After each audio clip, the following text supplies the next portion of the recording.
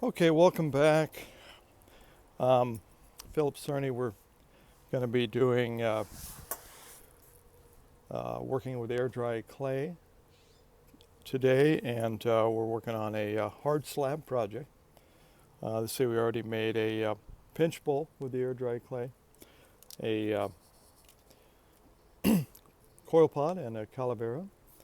Now we're going to make a hard slab project, and before I get started, you probably noticed what? Oh, somebody was asked me about my shirt. Yeah, I got all dressed up, trying to up the views on YouTube. I thought if I spruced it up a little bit, I've got kind of a large collection of Hawaiian shirts, and I have 3, but picked out my best one. And I don't always recommend this working with red terracotta clay, but anyway, let's do a little Hollywood magic here soon, but spare no expense. I just wanted to show you a couple of earlier hard slab projects that I did, and this is kind of like what we're going to make right now. This is a box.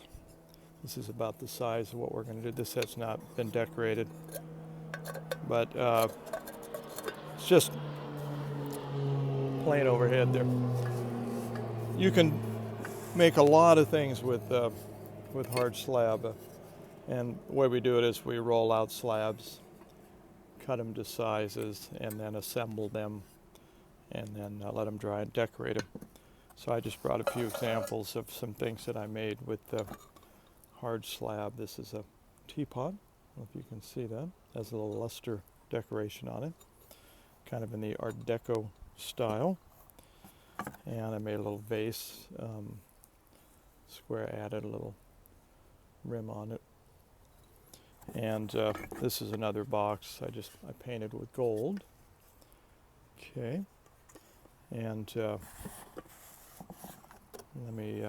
this is a stacked box that I made with a lid. Kind of fun. And made a little small box. Although when I fired this one, the lid fused on it. And then I built this sculptural piece out of porcelain. Just had some fun with this. I was talking earlier about doing lantern forms, and this is kind of like the form I did on the teapot. And so just a lot of ideas and directions one can go with hard slab projects. But so let me try not to break these and set them aside for a minute here. And let's see, everything's functioning. I'm going to turn this down in a moment. But so I'm going to show you how to get started with the hard slab project. And today we're just going to make kind of a rectangular box. Okay, so see by the clock it's time to get going here.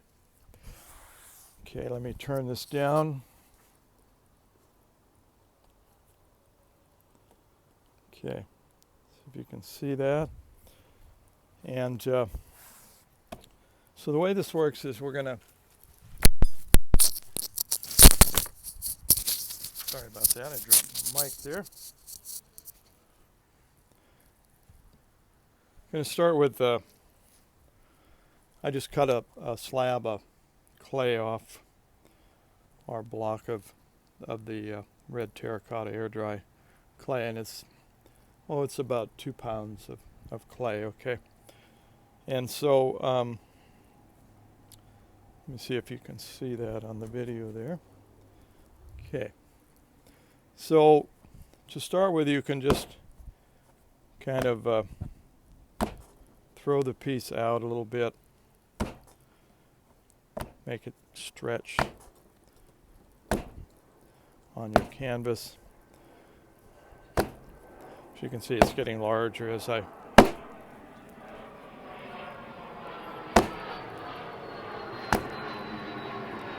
it's getting larger and it's getting thinner. So So what I'm doing is I'm pulling it towards myself as I'm throwing it down, and so it's the friction of it hitting the table, it stretches. Okay. And if your piece starts to dry out a little bit, you can spray a little water on it.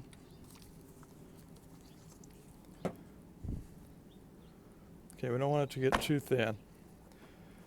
All right, then hopefully some of you have an old rolling pin. You can use a wine bottle, empty, and just don't take Mom's favorite rolling pin, and they don't get too thrilled with that. But and then just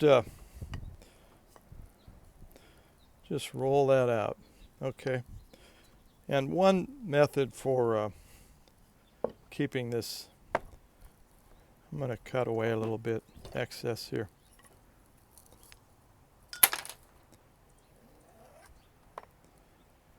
Set that aside.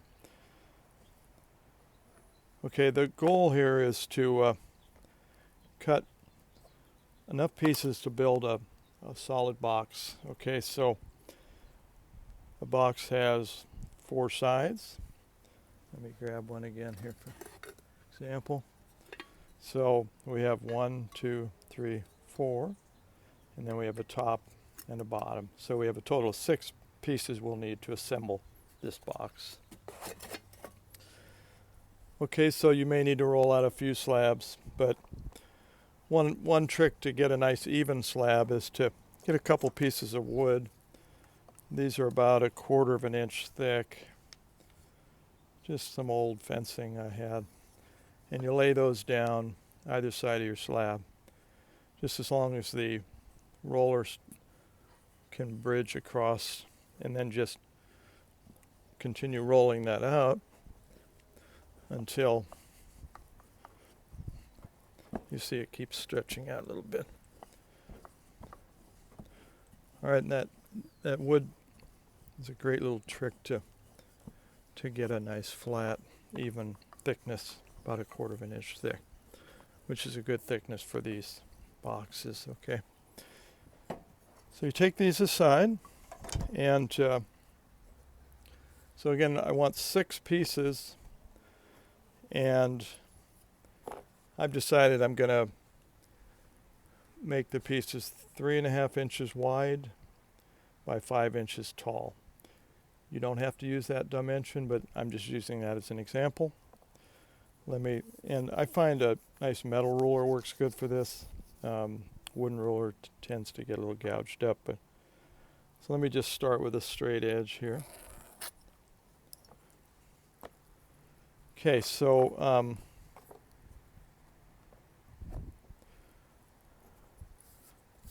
remember I said 3.5 inches wide, so we'll go ahead and make a mark.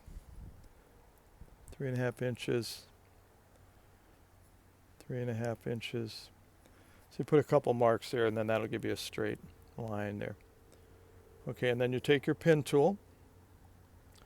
Don't try to cut all the way through the first time, just first one easy, second a little deeper, final one all the way through. Okay, that way you don't pull this apart. Okay, so you have a nice piece 3.5 inches wide.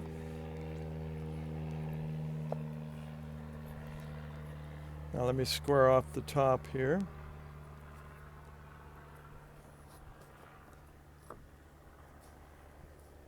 Okay, I'm going to make this 5 inches long, okay? So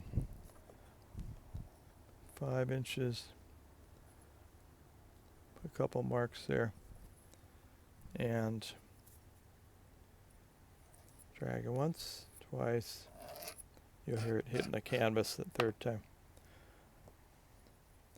Okay, now you can take this and kind of pat it, make sure it stays nice and square. And you're going to, or this is a nice rectangle, but now it's still pretty fluid, so we're going to allow that to set up. That's where we call it a hard slab project, because this is not hard right now, but once we let it set up a little bit, then we can work with it. And then another method here for cutting your second piece would be just to set this on your slab you rolled out. And you know you need 4 of these pieces, so just okay. I still use the ruler here. 2, 3. And same here. So now you have made 2 pieces for your box, and now you have enough clay to make a third, and then you may need to roll out some more to make your additional pieces. Remember, we need 6 altogether, so make sure this doesn't get dried out. And again, if it starts getting too dry, we'll go ahead and put some little water on it and put it back in the bag. Never let your clay dry out there too much. And you don't want to waste it. That's good for the next round. But okay, so this is where the magic of Hollywood comes in here. Set these aside. I have prepared. Spare no expense, spare no time preparing for this. Voila, made up 3, 4 pieces. I made these about 30 minutes ago. They're good and hard, not too hard, but they're firm. If I tried to move now, it would crack. So, okay, so now what we're going to do is we want to join these together. Let me get my slurry. Remember what we did before, take some clay and add a little water to it. And this becomes our glue. And stir that up. Always try to let this stay moist, so it's been warm lately, so things are drying out pretty quick. Okay, so we're going to take the first piece here. See if you can see. Okay. So let's take this. Let me set these 2 out. Working with these. And so we're going to be joining it right along that edge there and along this edge. You don't have to mark, I'm just showing you. So what we want to do is we want to score that, which we did before, remember, on our coil project. Just a back and forth crisscross hatch mark. Okay, we need to do this to make sure that this piece stays together and doesn't fall apart. Okay, so good hash marks there. This is your pin tool. Okay, and then now wherever it's going to join, that's where we need to put the hash marks on that.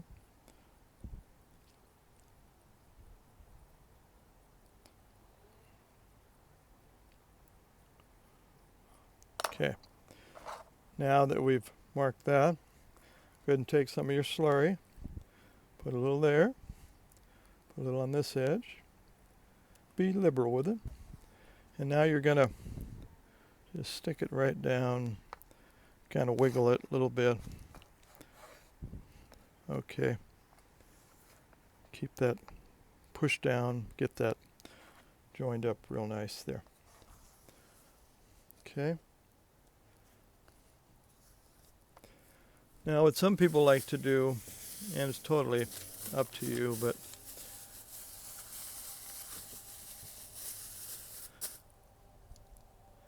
some people like to reinforce that seam there. So the way we do that is we just roll out a little coil,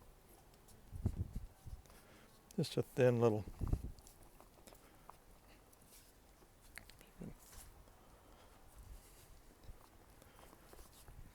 coil there. Okay, and kind of wet that down a little bit. Put the coil in that down in that 90-degree angle there.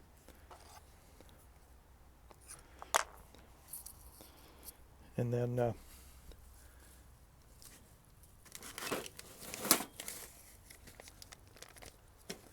you can just take your finger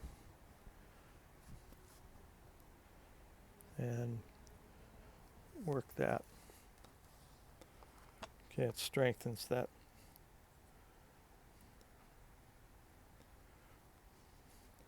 Okay, then we smooth that out a little bit. Then you have a really strong joint there. Again, you don't have to do that, but it's just a good way to go, okay? We'll save some coil for the next one.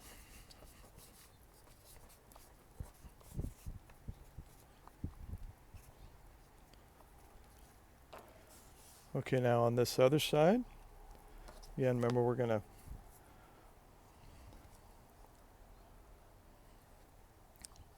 and we've already scored that, so now we just have to score this side. Be gentle with these pieces. Although they've gotten harder, they're still frail. So you score that. Now slurry there, slurry there, and then we're going to pressure, kind of wiggle that. Keep it lined up. Okay. And then take that coil, put it in there, reinforce that seam.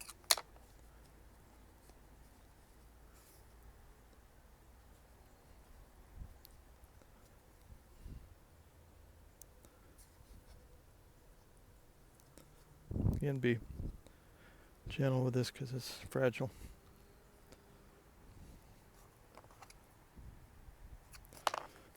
Okay, so now we have a good part of the box made. Now